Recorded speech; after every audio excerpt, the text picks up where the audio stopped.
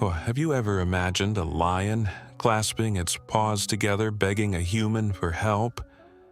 As the golden dawn spilled like honey across the grassy plains of Tanzania, the olive-green pickup truck of Walter Briggs, a 58-year-old American from Wyoming, rolled quietly along the dusty trail. A former combat veteran turned seasoned wildlife ranger, Walter had spent nearly 2 decades dedicating his life to this foreign land, learning every sound, every shadow. But that morning, what he saw rising from the tall grass wasn't a typical sight of the wild. It was a male lion standing on its hind legs, its front paws pressed together. Not in threat, but in something that looked eerily like a plea. A silent cry for help that shattered every rule of nature he thought he understood. But before we continue, if you love true, heart-stirring stories about the wild and the invisible bond between people and animals, don't forget to hit that subscribe button.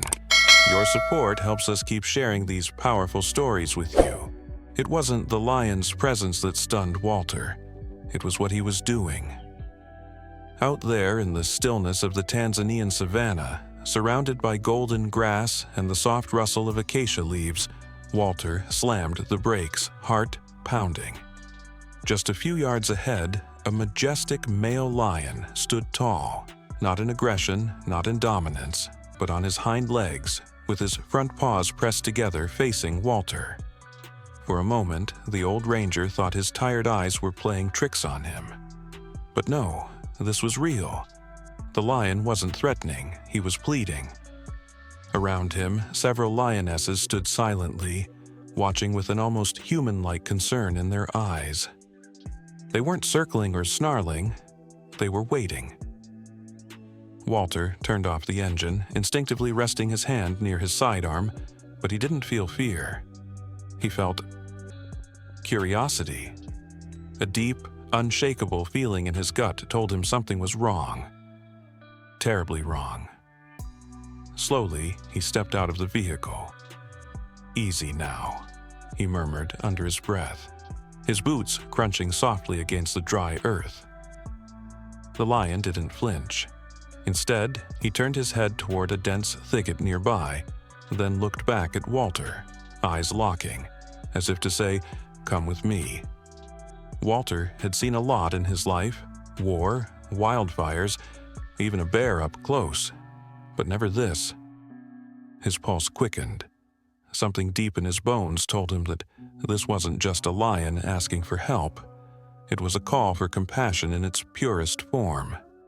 And he was ready to answer. What Walter found in that thicket would haunt and humble him for the rest of his life. Guided by the lion's unwavering gaze, Walter approached the brush with cautious steps. The lionesses flanked him at a distance, not threatening, but alert, as if they too understood that this was no ordinary day. Then, from deep within the thicket, came a sound that shattered the stillness. A low, pain-filled whimper. Not human, not fully grown, but unmistakably alive. Walter pushed through the thorny branches, breath catching as the scene unfolded before him. There, caught in the cruel grip of a wire snare, was a young male lion, barely an adult. The cable had coiled tightly around its hind leg, cutting into flesh, the wound raw and trembling. The young lion's golden eyes met Walter's for a brief second, wide with fear, but not hostility. In that moment, Walter understood everything. The adult male, that magnificent leader, hadn't just defied his instincts by approaching a human. He'd made a choice, a decision born of desperation and something far deeper: trust. Without a second thought, Walter jogged back to his truck, grabbing his toolkit and medical bag. The lions stayed put, watching every move with eerie calm. As he knelt beside the wounded lion, Walter whispered softly, his hands working fast but steady. His military field medic training kicked in. Snare cut, bleeding managed, wound cleaned. This wasn't just rescue. This was a bond being forged, one between predator and protector, pain and purpose, and it was only the beginning. What happened next wasn't science. It was something far older, something sacred. As Walter tightened the final bandage and stepped back, the young lion slowly rose on 3 legs, his wounded paw barely grazing the ground.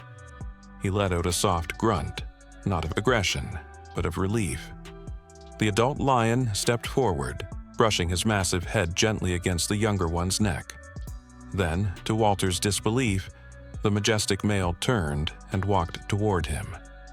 Walter froze. The lion, the same beast that could tear down a buffalo in seconds, approached with measured steps, then stopped inches away. For a breathless moment, neither moved. And then, the lion lowered his head, pressing it gently against Walter's thigh. It wasn't dominance, it wasn't intimidation, it was gratitude, raw, ancient, and real. Walter stood motionless, heart thundering, eyes stinging. In all his years, in combat, in rescue, in loss, no moment had ever felt quite like this. That simple gesture spoke more than any words ever could. A predator had trusted him. The wilderness had accepted him. The lionesses joined the young male, brushing their sides against his as if welcoming him home. Walter stepped back, not out of fear, but respect. He knew he'd just witnessed something few humans ever would, the unspoken language of loyalty and kinship among wild creatures. And now, somehow, he was part of it. As the pride disappeared into the tall grass, Walter felt it, deep in his chest. He was no longer just a visitor to the wild, he belonged. And that bond would echo for years to come. Years later, the wild would remember, and so would Walter, in the most unimaginable way. Time moved on, as it always does in the bush. Seasons shifted, rains came and went, and Walter, now a little grayer, a little slower, kept up his patrols across the reserve. But something had changed in him after that day. He no longer felt like just a man in a uniform. He felt watched over, accompanied, as if a silent guardian with golden eyes followed him through the tall grass. Then came that afternoon. The air was heavy, the sun low when he heard it. A roar, not one of hunger or warning, but war. As his truck rumbled over a ridge, Walter saw the chaos below. 2 lion prides were locked in a brutal territorial clash. Dust swirling, bodies lunging, teeth flashing. And in the heart of it all was a lion he hadn't seen in years, the one he'd once freed from a snare. No longer a limping cub, he was now massive, proud, with a dark mane that rippled in the wind like fire. He roared again, locking eyes with Walter for a heartbeat before charging into battle, defending his aging pride leader against a larger, invading male. Walter watched, breath caught in his throat. This wasn't just nature taking its course. This was loyalty in action. The young lion was fighting not just for land, but for family. And perhaps, in some unknowable way, for the man who had once bent down in kindness. And then, out of nowhere, an injured lion from the rival pride broke off and charged straight at Walter's truck. In that moment, everything stopped. Because destiny, it seemed, wasn't done writing their story just yet. In the split second before impact, Walter thought he was about to die, but fate had other plans. The injured lion barreled toward him, bloodied and wild-eyed, claws tearing into the dry earth with terrifying speed. Walter's body froze behind the wheel, heart hammering in his chest. There was no time to reach for the rifle, no time to run. All he could do was brace. And then, a flash of muscle and fury burst in from the side. The dark-maned lion, the one Walter had saved years before, collided with the attacker mid-charge, roaring with a ferocity that shook the air. the two lions crashed to the ground in a violent tangle, snarling and slashing in a fight for life. Walter watched, stunned, as the younger lion fought like a creature possessed, not for dominance, but for protection.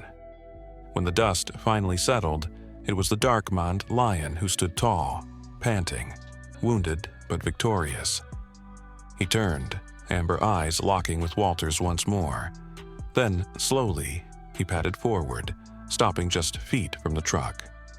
With a single, deliberate motion, he bowed his head, then disappeared into the grass. Walter sat in silence, eyes wet, heart full. The wild had spoken, and its message was clear. Kindness is never forgotten. Some stories fade with time, but this one carved itself into the soul of the land. Long after the dust of that battle settled, Walter's story spread through ranger outposts and wildlife circles across East Africa. It wasn't just about a lion and a man. It was about trust, hard-earned and never broken. About the rare kind of bond that transcends fear, instinct, even species. Walter continued his patrols, a little slower now, but never alone. He knew somewhere out there, in the endless grass and scattered acacias, that lion still watched over him. Not as prey, not even as protector, but as a friend. Tourists came and went, snapping pictures, unaware they were walking the trails where legends once stood. But among the locals, guides, trackers, and rangers, the tale of the wounded lion and the man who listened became something more. It was told at firesides, whispered under starlit skies, passed down to the next generation of guardians of the wild. And Walter, he never told the story with pride. He told it with reverence, because he knew he didn't tame the wild that day. The wild had simply chosen to trust him. One of the most profound lessons from this story is that true connection knows no boundaries, not of language, species, or fear.